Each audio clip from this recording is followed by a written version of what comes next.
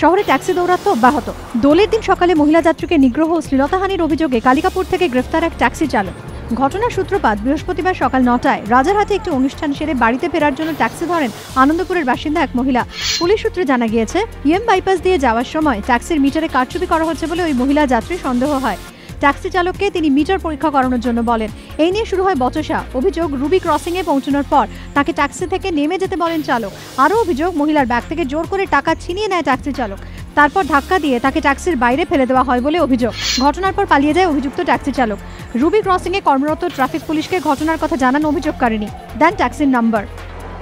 কালিকাপুর থেকে অভিযুক্ত ট্যাক্সি চালককে গ্রেফতার করা হয়। আটক করা হয় ট্যাক্সিটি। অভিযুক্তের বিরুদ্ধে শ্লীলতাহানি, অভব্য আচরণ সহ বিভিন্ন ধারায় মামলা রুজু করেছে পুলিশ। তিনি এলেন, অনুশীলন করলেন, কোনো কথা বললেন না।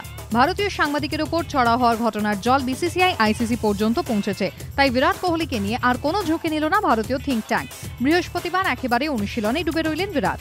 এদিন ক্লাসের ফার্স্ট বয়ের মতোই একেবারে প্রথমে নেমে পড়লেন নেটে। থ্রো ডাউন দিয়ে শুরু, এরপর বেশ কিছুক্ষণ ব্যাটিং। নেট করার পর বেরিয়ে গেলেন একেবারে নিঃশব্দে। সন্তর্পণে এড়িয়ে গেলেন সংবাদ মাধ্যমকে। বর্তমান ভারতীয় দলের যুবরাজের দেখা পেলেন না ক্রিকেট ভক্তরা, যদিও পরে এসে তাদের অটোগ্রাফ আর সেলফির আবদার মেটালেন বিরাট। হাজার হাজার মাইল দূরে রঙের উৎসবে মেতে উঠেছে গোটা দেশ। সেই রং বুঝি রাঙিয়ে দিয়ে গেল নীল যোদ্ধাদেরও। রীতিমতো ঘটা করে হোলি খেলেছেন শিখর ধাওয়ান। টিম বাসে ওঠার সময় তার মুখে ছিল আবিরের আভা।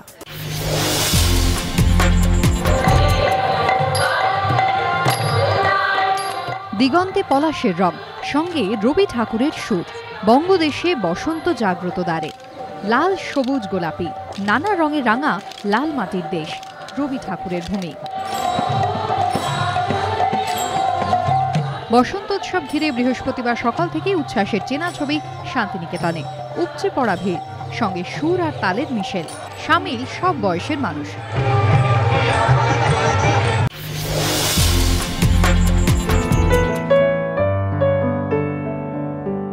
শুরু হচ্ছে সীমা আর্ট অ্যাওয়ার্ড 2015।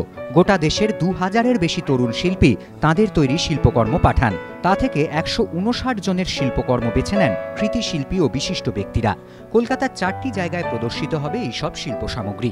সীমা গ্যালারি, স্টুডিও 21, রামদুলারি পার্কের পাশাপাশি একাডেমি অফ ফাইন আর্টসেও প্রদর্শিত হবে তরুণ শিল্পীদের তৈরি শিল্পকর্ম। এই প্রয়াস প্রয়াত লেডি রানু মুখোপাধ্যায়ের প্রতি শ্রদ্ধার্ঘ্য।